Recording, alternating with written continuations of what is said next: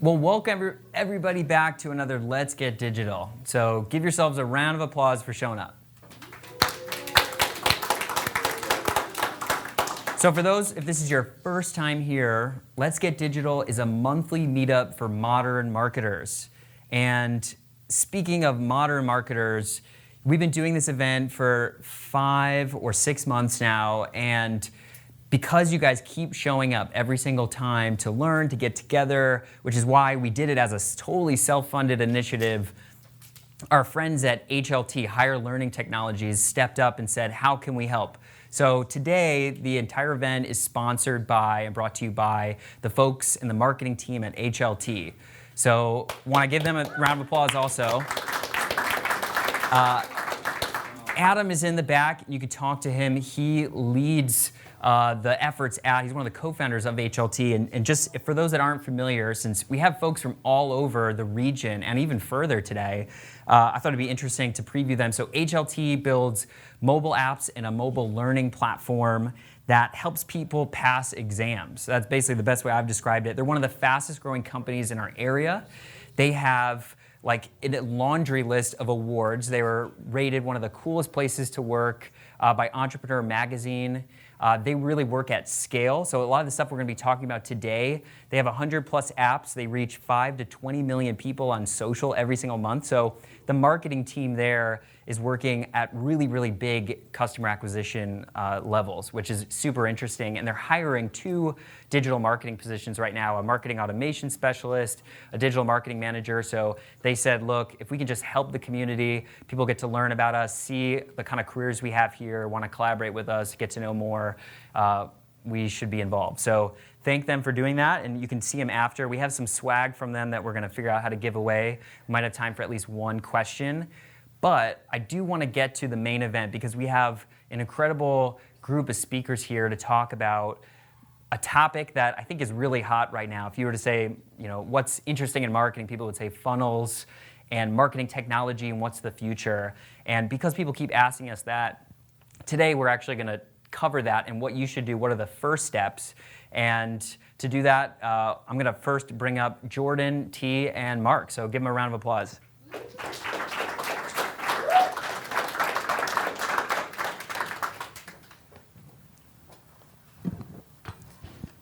All right. And baby Cunningham. Yeah, congratulations. That's your interesting fact. So what we like to do here is give a little bit of an intro to explain why you're here. You're all super impressive people, but if you could, please just give us your name, title, so what you do at your organization, and then the question that I've been asking people recently that was inspired from the last event we had on SEO, for those that were there, is what is something, if we were to do a deep Google search, go past page 10 and learn something about you, what is lingering on the internet from your past that we could learn about? So why don't we go ahead and start with you, Jordan? Well, my name is Jordan Cunningham, and I am the Senior Marketing Analyst and the product owner of our sales operations team at Geonetric. And if you could do a Google search on me, you would find I might be that parent at sporting events that might be way too loud and people don't want to sit next to you. Heather, who is our director of marketing, is here. She sent me a video of, if any of you watch Saturday Night Live, of Get on the Bag, Brandon, that dad in the stands. That might be a little bit of me. So might be some embarrassing footage there. Hi, I'm Tihomir. For the sake of both my preschool class and the panel here, most people call me T. It's a little bit easier. I am the co-founder of Big Tree. We are a digital growth agency. Much more on the funnel side, a little less on the marketing automation side, so looking forward to this panel. Man, page 10 of Google. I really like hobbies. My wife is here, so I really, really like hobbies.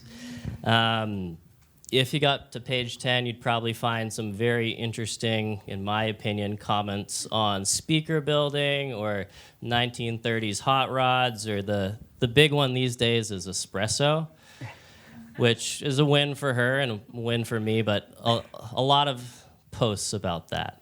If you dig even further, you'd probably find some embarrassing clips of, like, on when I was 10 on ESPN. Sometimes partners find those and poke a little bit of fun, but it's all good. I'm Mark Vande, former co-founder of Audience, which is a marketing agency in North Liberty. I sold that in September. Now I'm a trainer. I'm a worker. I do a lot of work for a couple clients. And then I'm also kind of experimenting with artificial intelligence and how that works in the marketing world. I say in 2009, I started my first business, which was a recruiting service for high school athletes. It's a really, really poor time to start a business in 2009. But if you go to like page 13 of Google, you start to see some old videos that I put together urging high school athletes to join my service. So they're interesting, to say the least. So we all have homework to do after this. So there you go. It was page 13. I looked it up this morning. It's okay. No one goes past page 1. We already know this. So open our eyes to the opportunity, because this is a big topic. We're trying to unpack it. And just to start, what can be automated in marketing and sales? So I think a lot of people here know email can be triggered based on different activities, or maybe people even are sending out published, pre-scheduled social media, and maybe that's like the basic level. But open our eyes to kind of the extent of what is you're automating in your business and what you think is interesting about it. One main thing that I think people overlook is how marketing automation can automate a lot of your internal processes and data integrity features that you needed to keep up with. For example, we have workflows and automation. So if there's a contact who is kind of in your more top of the funnel, so more of the awareness, and they engage and their lead score becomes greater, they can automatically move to the next marketing list, which is middle of the funnel, and then from there on, bottom of the funnel, and become a lead, which then you can get a trigger for that lead and be notified on your sales or BDS team. So there's a lot of internal things that you can automate that I think people just overlook a lot. For us, a big one, remarketing, is something that can have huge value and a really, really good place to start if you haven't really dabbled into marketing too much, but you have some audiences and traffic already. So putting those pixels on your website for Facebook, for Google, just starting to build those audiences, have that process beginning to build an audience, offers a lot of opportunities later with automation in terms of just starting to get people back to your website who you know are already interested in what you're offering. Yeah, I would echo all that. A goal with marketing automation is to not have a human actually touch that lead until they literally raise their hand and are ready to talk. So that's what I work with people on a lot, is like, if you can build out automation so people fill out a form, it's not a salesperson chasing them. Like literally, if we could automate an entire process where like there's no human interaction, I mean, that's the goal of marketing automation. So not necessarily like sometimes you need a human, but you can automate anything. So like when a person becomes a customer, you can create a workflow and a task for that to go to Asana or your project management tool. It's everything minus actual human interaction. And another thing that we have been kind of researching is you can even automate your direct mail. So there's tools you can integrate into your marketing automation, like I think it's Postalytics is probably a popular one. So let's say a bunch of your contacts engage with your email drip campaign. Based on that engagement, you can tell that tool, okay, let's send this postcard out to those select individuals. So a lot of times we think of physical mailings as a manual thing, but you can even automate that. So it's pretty cool. A really nice way to start thinking about it is put yourself in the shoes of your prospects or your customers and think about where are the bottlenecks, or are there big time lags where they're not having a good experience, and can you use automation to make that just a little bit better for them? And if you can do that consistently across a funnel, that ends up being very meaningful in the long run. Well, on the flip side of that, I'm really curious, what shouldn't be automated? Because I came into our business in social media marketing in a time, in a place where the experts will tell you that everything should be as human-centric as possible, and automation had a really bad rap for a long time. And I think people have sort of come around to it, but you generally don't want to automate comments and certain connections that are supposed to be from real people. On the funnel side, And for the audience, what are things that just obviously you would either not recommend automating, or even entire industries or sizes of company or teams? What are things that are kind of off limits in your mind? So like you said, the things that need that human personal touch, people don't want to think your company's is a bunch of robots. So for example, follow-up activities for your sales teams, if there's post follow-up calls that get assigned in your CRM to follow up with those who engage, you really want a person to make those calls. We all hate that automated voicemail from a robot. You don't want to be doing that. Also, you can buy tools where it automates blog posts or content. You really want that personal touch on your content, especially the comments. You've also seen organizations that have the same exact reply on every comment in social media. You want to avoid that because then they don't feel that you're valuing their business. So you really want to have that personal touch yet on those. Say also, creating automations takes time, and there's a lot of things that probably shouldn't be automated. So in the sense that you have the opportunity to refine your funnel, you can do it through just, again, providing some clarity in that process. But if somebody is, so if you have the opportunity as a business to create some automations, but there's some scenarios where that may not be a good idea. So take, for example, we had a client, they signed up for Pardot. It's about a $100,000 project for the year to build some email automations for them, plugs into Salesforce. They went through and replicated the exact process that the human was going through. They built out some email triggers based on some scenarios, some flows. One of those processes included a spreadsheet. So the Pardot automatically sent out a spreadsheet to the user. We found out that process ended up taking about 3 weeks, even though it was automated. What they really needed to automate in that process was actually that spreadsheet. So what we did, we took that, built that into a digital form for them. That happened instantly. So instead of it being a 3-week turnaround, 80% of their users were dropping off at that point. They were able to get 4x more people through that process by automating the right thing instead of the wrong thing.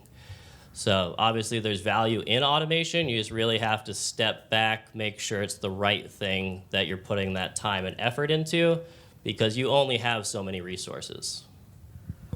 I was going to say chatbots, like it's supposed to be. Does anybody use Hubspot in here? Good amount. Good work, all of you who are using HubSpot. He's paid to say that, by the way.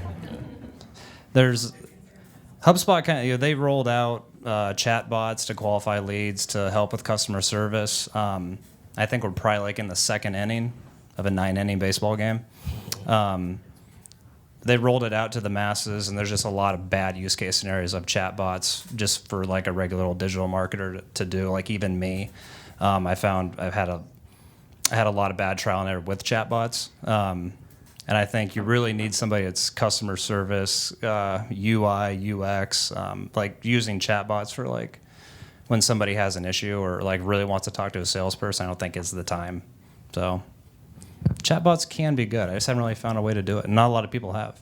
One thing we've noticed with chatbots that does work, when you have scenarios where somebody wants to contact you, they're trying to become a lead, but you don't have somebody full-time available, there are some opportunities to build that relationship with a chatbot through capturing an email saying you're going to follow up with them. And we've had some pretty good success with that. Just going to say we are trial and erroring some chatbots at Geonetric currently. So I still feel we use it. We don't have any automation in it yet. It's really we have business development specialists, and they're one sitting right there. They're responsible for monitoring them as they come in. And we were just finding it's a way, so if somebody is visiting your Contact Us page and you're not continually monitoring traffic to your Contact Us page, you can have that live chat or chat box pop up so you don't miss that opportunity there. So there's definitely some pros and cons there, but I agree it really needs some hand-holding or a personal touch when using it. Be careful with the bots. Thank you. It's funny because I wanted to move in the next one, which was tools and tech. But speaking of that, I will say that we are like power Drift users, if anyone's familiar with Drift, which has a free version, like a live chat tool, but they have a lot of automation you can build on top of it. And 95, maybe even closer, 98% of conversations on our website are completely automated. People get exactly what they want. They answer their own questions. They become a lead at a much higher conversion rate than forms. And they only talk to you once they really are motivated. And so I think it can be actually a good qualification tool too, if you have a tool that can literally let you trigger people based on their intent. And I don't think every tool is there yet. I think a lot of like the Facebook-based ones aren't, but the ones like Drift, I think really are made for salespeople. So maybe that's why it's a little bit better, as opposed to like thinking of live chat as a customer service tool. And on that note, tools and tech is probably where most conversations about marketing automation go. So I'm really curious, what are the tools and software and technologies that you use to power your work, that you swear by, and then sort of give the context for what your type of organization is, because not everything is made for every type of use case. So I didn't say this in the beginning, but Geonetric, I didn't really say what we do. We are a digital marketing agency, but we also have our own proprietary CMS, VitalSite. So we build hospital websites, but we also build out their digital solutions to make their presence known even beyond their website. So since my time at Geonetric, I've been there about 8.5 years. We've gone through 4 different marketing automation tools. We started on ExactTarget, which is now a part of kind of the Salesforce cloud. And then we moved on to SharpSpring, and then Click Dimensions, and now we are on Acton today. And there's some pros probably within all of those, but for starters, Click Dimensions is really, if you use Microsoft Dynamics CRM for your CRM, a lot of people move to Click Dimensions because it lives right within your CRM. So that's great for your sales folks that are like, we have way too many tools. I want one screen, one click, one everything. So then they can just see everything they need kind of all in one platform. Also with Click Dimensions for reporting, I can pull reporting right on the CRM side on all the opens, clicks, bounces, everything that you need. So that was a big pro for Click Dimensions that we liked. SharpSpring, we were there for a short stint, but if you don't have CRM or marketing automation at all, it kind of kills 2 birds with 1 stone, and it gives you pretty much the basics of what you need. So that's a good starting point for small to mid-sized businesses if you're looking to test something out. And then with Acton, it has a bunch of what they call connectors, which are integrations. So it integrates with like 5 different CRMs, your webinar platforms, so GoToWebinar, WebEx. There's an Outlook plugin for your email and Gmail and an Outlook. Litmus integrates right in there. So a lot of the tools that you're using anyways when you're doing marketing automation are all within this tool, so that's been great. Also, their pricing model is a little different than marketing automations I've ran into. A lot of them are based on email send. Acton does it by contacts. So if you have 10 contacts and you send to them, 4,000 times in 1 month, which you're not going to do, that's only 10 cents. It counts 10 times. So it works a little differently, and it really works well for us at this point. Oh, also, X-Verify. You always want to have something that you can put your email addresses through and scrub them and clean them, so you make sure your database is always clean. I'm going to push back on the tech a little bit. I love tech. Tech is awesome. I do demos all the time. I think people get a little bit too wrapped up in it. It's more about the humans at this point who are deciding what that tech does than the tech itself. So coming back to my original point, you need to make sure that you are solving the right problems. And then through that, there are a lot of different tools in order to do it. But I feel like a lot of people think the tech is going to be the silver bullet. We're going to sign up for this. We're going to pay our retainer or our monthly fee. Our problems are solved. Really come back to what that original problem is. Make sure it's the right thing before you make that investment. Try and bootstrap it. Find a kind of minimum viable version of doing it first. And then if it's working for you, expand. So the question about tools, what favorite tools do you like to use? HubSpot has an integration with Seventh Sense that I'd say is probably my favorite tool, and that tells me like where if I have a list of like 10,000 people, it tells me exactly when I should send that email. And then in the past year, it's allowed me just to send to that list, and it automatically sends out based off like if I send at 10 o'clock at night and that person doesn't want an email at 10 o'clock at night, it's going to send at 7 in the morning. I think that's probably to imagine like 5 years ago, like I wasn't even thinking like that. It was like get a list, send it out. I like Seventh Sense a lot, but. Cool. I like it. I'm also curious just about funnels and the idea that there's advantages and disadvantages to each. So specifically, I think that word can mean different things to different people, but what are the different types of, let's say, key funnels that a marketing or sales organization should think about having, sort of advantages and disadvantages to each? But describe the funnel methodology that you use and that you'd recommend people use to understand what is possible. So at Geonetric, we have what's called a smarketing funnel, which is our sales and marketing funnel combined. We like to think of ourselves as one big team rather than marketing is doing its thing, sales is doing its thing. Really, marketing owns the top piece of that, which is the engagement, the awareness, the lead nurturing, and then it moves. So in our Act-On platform today, we have little mini funnels for all of our services and products. And within each of those, there's content that's top of the funnel, middle of the funnel, and bottom of the funnel. And you can see where contacts are at in each stage of those funnels for each product and service line.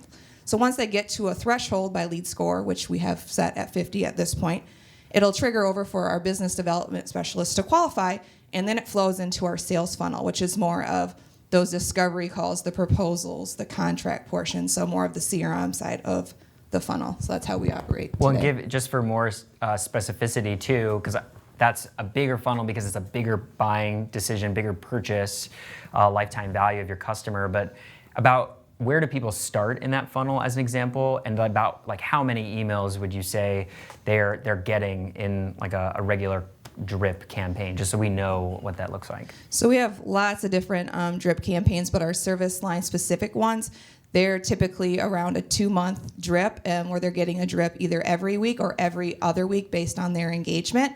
And there's also a fallout option as well. So typically that's our service line drips, but we also have automated programs that last continuously because they're more for engagement and brand awareness.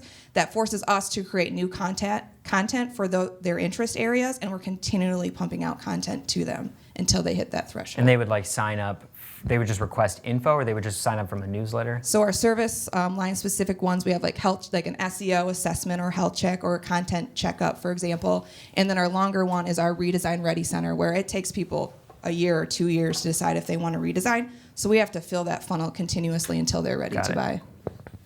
Yeah, I think Jordan's 100% on point. The digital has allowed businesses to extend higher and higher up the marketing funnel, which is awesome.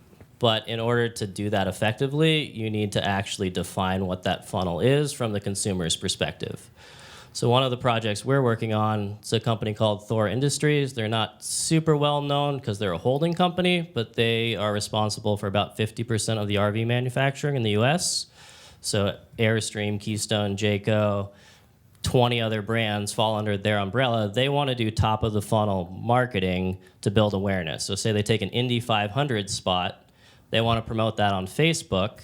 They want a customer or a prospect to see that, then come to their website as the holding company, then visit one of their subsidiaries, then go into a dealer, purchase a unit, and track that entire journey. It's a huge amount of data. It's super complex. You could imagine all of the digital touch points involved in that process. But the fact that they're going through and approaching it that broadly while tracking everything allows for so many learning opportunities. So they're actually understanding what their customers care about, what the journey looks like, and where they can start to pull on those levers to move people to the next steps. And whether that's through email automation, that's through giving them specific experiences that we know are going to be relevant to their interests based on previous activities, we're able to push people through that, whether it be 6 month, a year, 2 year, 5 year process, and track it all. So it's super fascinating. The data side becomes a big piece of it, and I think this is where businesses are really going to start to differentiate, especially on the larger scale. So those that have a really good platform for understanding an individual customer all of the interactions they have had, all of those touch points, and then using that to generate their automation are going to be at a really big advantage to those that have everything segmented in different systems, because the customer doesn't view their experience that way. They're thinking of it as a holistic journey. But if businesses are treating them as, oh, here's our remarketing over here, we're going to show them what they've already purchased, we're going to send them these emails that are no longer relevant because something they did on the website, so on and so forth, you really have to begin to integrate all of that together in one unified place. Yeah, that's probably the statement of the night. We might talk about it later as far as big data and how small businesses can leverage big data. But the top of the funnel, the top of the funnel is usually the hardest to define. It's the hardest to leverage. It could be somebody just signed up for a newsletter. It could be somebody just downloaded a resource. As you get further down the funnel, it's easier to obviously market to those people. But the top of the funnel is where utilizing marketing automation, like you just don't miss stuff. You know, like somebody can view videos on our Wistia account, on our YouTube account, and we can catch all that interaction. We set up lead scoring a lot before we even send out marketing emails. That's where I've seen. I mean, I remember back in the day, like we're really just guessing. Like once you sign up for a newsletter, all we're looking at is like, did you open the newsletter? Are you engaged? Well, now like once we get an email, we get a unique identifier. We can see you across all different web assets that we own, and that's where you can really start to hone in on. I heard somebody say many funnels. Like there's a lot of funnels at the top of the funnel, and marketing automation helps bridge those gaps and make sure that nobody's left behind.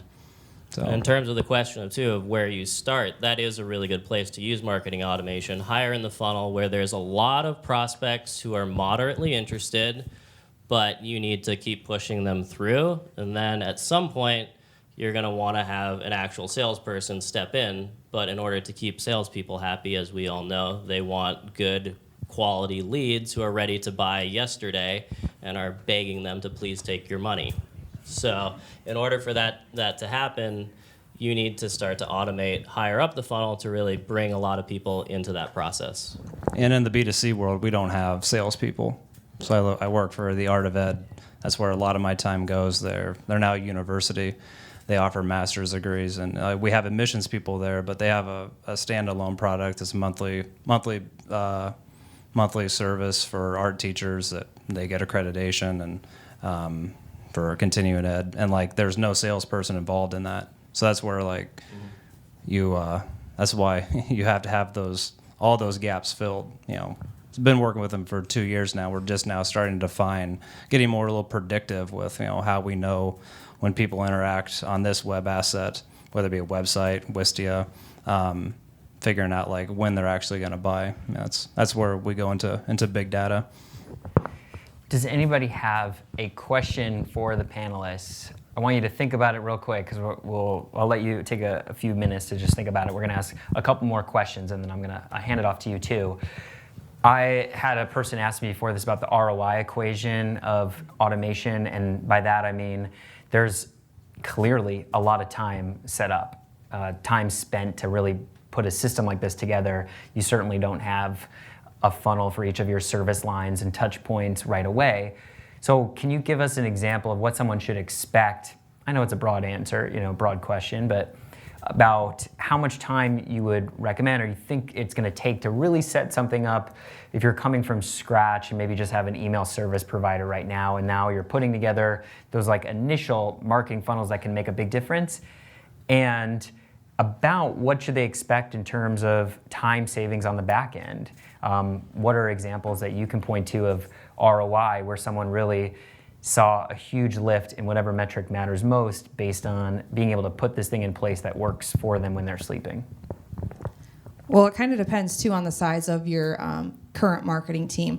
So when we first put marketing automation into the works at Geonetric, there's things that had to happen before that, like you kind of touched on a few of those, but a lot of people think, oh, everybody's doing marketing automation, we need it too. Well, you really need to define a goal behind that, identify what your current data looks like, because you don't want to dump a bunch of bad data in there, and then identify if you even have the content to automate and keep up with that automation, and that's a huge part of it. A lot of the time is that personalized content creation for that buyer's journey specifically, and making sure you have middle of the funnel, top of the funnel, bottom of the funnel, all stages captured within your funnels. But once it's up and running, I would say, geez, you don't even have to look at it again. It's kind of nice. You hit that button, and it goes and it does the work for you. But what we're finding is when you're looking at your funnel as a whole, you'll find, geez, for example, we have a constraint at this level of the funnel. You go and fix that. Then you'll find another constraint. You need to go there and fix that. So you feel like you're continually revamping and iterating on your funnels. But in the long run, you can take a one-person team and feel like you have 10 to 20 people handling the lead nurturing, the scoring, the, what email should trigger next. Just everything kind of benefits in the long run. It's a lot of work in the beginning, but it's definitely worth it. Totally agree on the content piece. It can be super, super intimidating. You see these beautiful funnels, you go read something online and says, okay, create this 7-piece funnel with 30 pieces of content in each of them. Don't start there. Start with 3, maybe. Measure it, see how that works. If it's starting to perform, great. Build on it. If it's not performing, try an alternate version. That's what's great about digital is we have the ability to test and measure. This should all be very transparent and tangible. And if you go and ask somebody on your team, how are our funnels performing, and they say, I have no idea, make sure they figure out how they can actually get that data, because this should be an incremental, iterative process. And it's exactly that. You're going to find a piece where, okay, we built this out. Here's our bottleneck today. You fix that. Tomorrow you're going to have a new bottleneck. Keep improving those. Small little improvements here, there, over time compound, and it becomes very, very meaningful. Yeah, the white papers are kind of overrated now. So there was a question coming up about overrated digital marketing tactics, and I think that is one. But the ROI is really tough to measure. One, we're in a really bad time to measure ROI on this because this world is growing so fast as far as marketing automation. There's always something to do. So I haven't found an ROI on that piece, but there's an ROI. Like I train people on, like literally like a digital marketer now can do about 5 different jobs. We can work on SEO, we can put together an email, we can be a content strategist. That wasn't the case 5 years ago. So I mean, that's probably where, if you're looking from a C-level perspective, a marketing team of 5 can do the same amount of work now as hopefully 15 if properly trained. Because these jobs are just they're automated, they're easy to do now, and if you have the right data, it's even easier to do. So that's probably where the most ROI lies.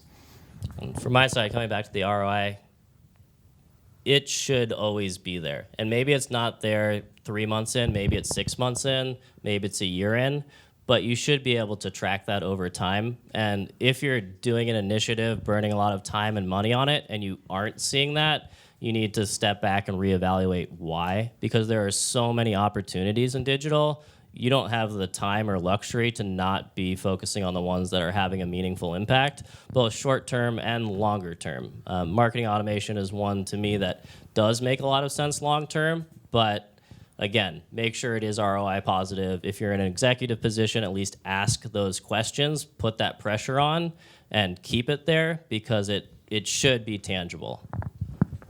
And this is probably going to sound weird coming from an analyst who looks at this on the daily, but when it comes to ROI, something that I think is a little bit overrated or sometimes misused is attribution models. There's a lot of different ones out there, but if you get so focused on every little touch point and thing and lose sight of the bigger picture, like of what's working overall, you'll get into a bait like, oh, marketing did this, oh, sales touched it here, oh, this did this, oh, well, that worked, but in general, that bigger picture, that journey that you talked about, and deconstructing that path to purchase and taking a look at that overall is more important than, looking at every little attribution that counts towards that purchase. T, do you have an overrated or an underrated marketing automation practice? Everyone had good ones. Yeah.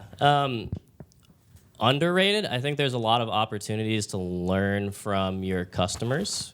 And even something as simple as Net Promoter Score, or getting into something more advanced, like there's a great service, usertesting.com. If you have a fairly large budget, you can actually use that as a way to do automated testing of your own experience on your website. So you can pay people to walk through, give you a score for each step of the process on your site. And you can do that for, say, 15 users every week. You do that over the course of the year, and you can track how well your experience is performing. You can also do that to your competitors. So you can have a very clear statistical analysis of here's our web experience compared to our competitors through automation.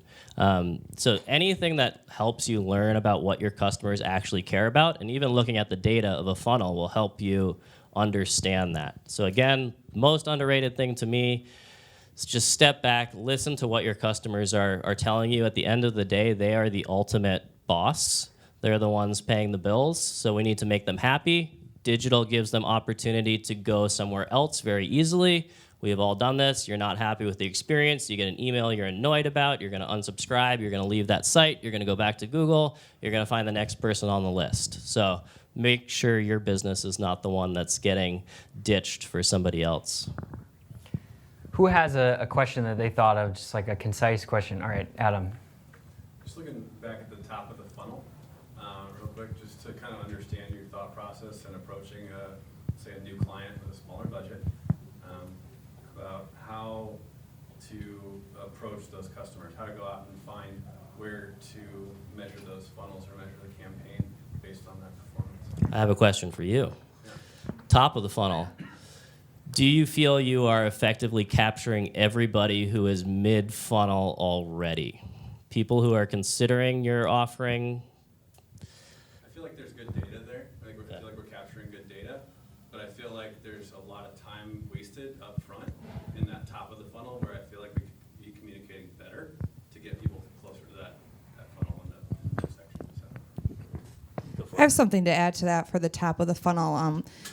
Our marketing director just attended a conference at, I think it's called HITMC, Healthcare Internet Technology. I don't know. They all have these weird long names, so it's HITMC. And they made a good point about intent-based versus interest-based content, and that can tie back a lot to lead scoring in your automation.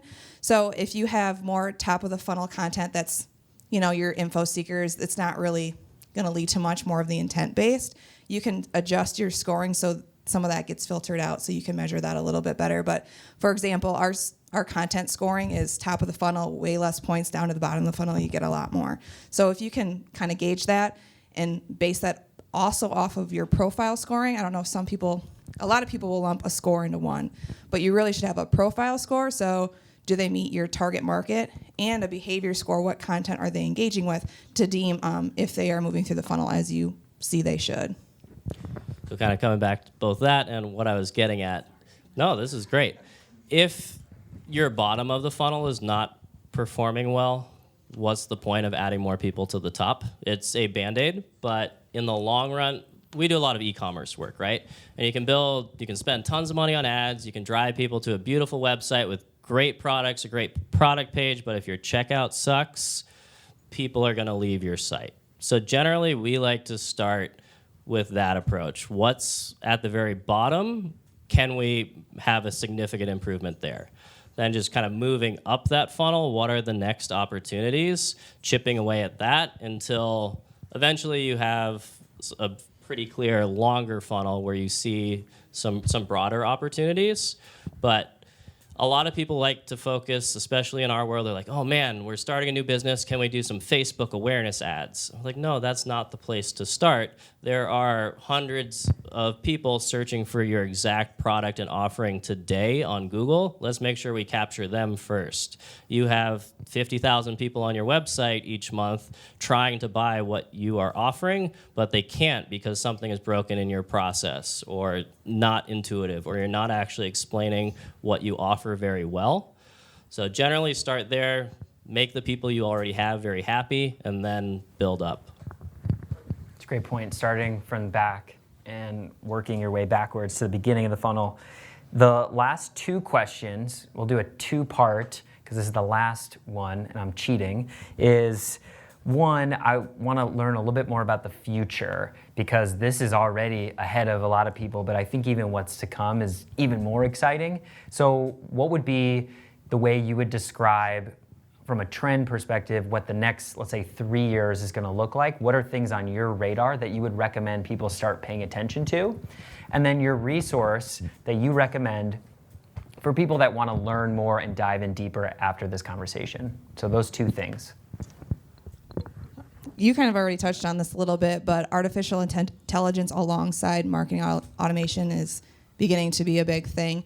Acton actually just came out with a feature called adaptive sending, which kind of hits on what you're talking about. It monitors all the contacts in your marketing automation tool and when they're engaging with all of your digital assets that you're pushing out there, and it will select the precise time right for that individual to send that email, which is a little creepy, but good for you on the purchaser end. So I think that's going to just continue to grow even more than it is today.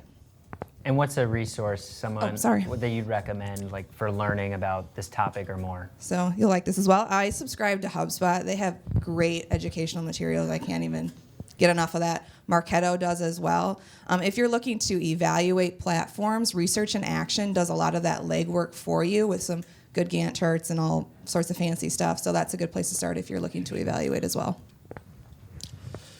Next 3 years, data. Data is going to be everything. So read an article, data is the new oil. It's real. Businesses that are leveraging it well have huge opportunities. It's also not perfect yet. So the next 3 years will be interesting. I think people tend to think in a very linear fashion. Stuff is going exponential pretty quick, and it's exciting. An example of that, Facebook's ability to do audience building for you. So automated audience building based on attributes. We've had some insane results with it. Obviously, they have a huge amount of data to build those profiles on, probably a scary amount, but as a marketer, it is incredible. We ran a campaign. We thought we came up with a really good audience. It was super niche, exactly what the client thought they needed. We compared it to a Facebook big data audience. It outperformed us 10 to 1. At the same time, I saw Google today just they have their whole AI for health. Somebody showed a photo of a cat, and it said with 100% confidence that it was guacamole.